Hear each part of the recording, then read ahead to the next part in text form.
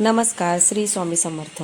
तुम्हा सगळ्यांना तर माहितीच आहे की श्रावण महिन्याला सुरुवात झाली आहे आणि श्रावण महिन्यातील सगळ्यात पहिला सण येतो म्हणजे तो दीप अमावस्या. 12 ऑगस्ट 2026 रोजी दीप अमावस्या, आषाढी दीप अमावस्या ही असणार आहे. तर तुम्ही त्या दिवशी काय करावं?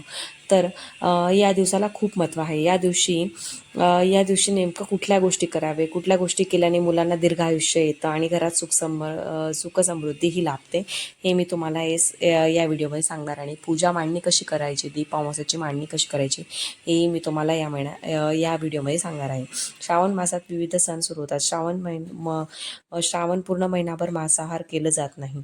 तर दीप अमावस्या या दिवशी खास उपाय नक्की करा. या दिवशी घरातील सर्व दिव्यांची पूजा केली जाते. घरातील लहान मुलांना औक्षण केलं जाते आणि सर्व दिवे काढून स्वच्छ धुवून त्यांची पूजा केली जाते. कणिकेचे दिवेही बनवले जातात. त्यात गुळाचं पाणी घालून ती कणिक ही आपल्याला भिजावी लागते आणि त्याचे दिवे आपल्याला करावे लागतात. तर तुम्ही 5, 7, 11, 9 अशा पद्धतीनं तुम्ही एवढे दिवे करू शकता. त्यापैकी तुम्ही 5 जरी केले तरी चालतील. तसेच पिंडदान, पूजा, श्रद्धा, तर्पण या गोष्टीसुद्धा या महिन्यात केल्या जातात. तसेच गरजूंना अन्नदान हे केलं जातं.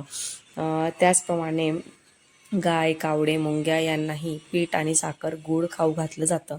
या अमावस्येला गटारी अमावस्या असं बाकीचे लोक म्हणतात, पण हा चुकीचा शब्द आहे.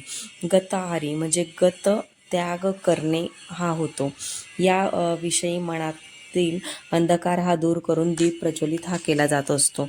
तर तुम्ही या दिवशी प्रवेशद्वारात तिळाच्या मोहरीचा तेलाचा दिवा लावायचा आहे आणि पिंपळाच्या झाडालाही दिवा लावायचा आहे आणि घरात वादविवाद, भांडणं टाळायचं आहे. तसेच सुरुवातीला चौरंग घ्यायचा, चौरंगावर पूजा मांडणी करायची आणि त्यावर तांदूळाची रास ठेवून त्यावर दिवे हे तुम्हाला ठेवायचे आहे. नंतर सुपारी,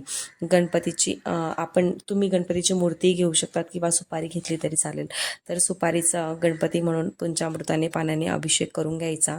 नंतर त्याची स्थापना करायची आहे गणपतीच्या मूर्तीची. त्यांना वस्त्र घालायचं आहे. तांदूळाची रास ठेवून त्यावर सुपारीची मांडणी करायची आणि पुष्प आणि वस्त्र हे अर्पण करायचं आहे आणि नैवेद्य वगैरे दाखवायचं आहे.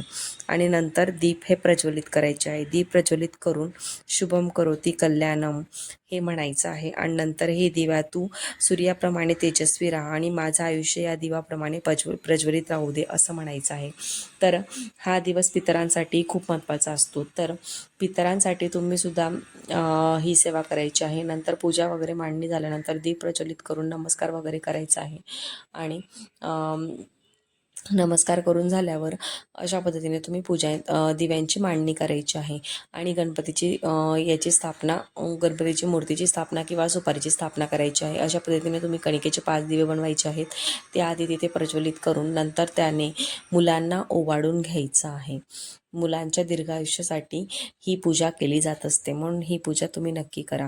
तसेच कणिकेचे किंवा ज्वारीचे दिवे बनवायचे आहेत आणि ते तुम्ही घरातील दक्षिण दिशेला ठेवायचं आहे. ते म्हणजे या दिशेला यमसदनी जाणाऱ्या पितरांना प्रकाशाची वाट दिली जाते आणि मुंगींच्या रूपाने ते आपल्या कणिकेचं कण खाऊन तृप्त होत असतात. अप्रत्यक्ष अन्नदानाचं हे स्वरूप आहे.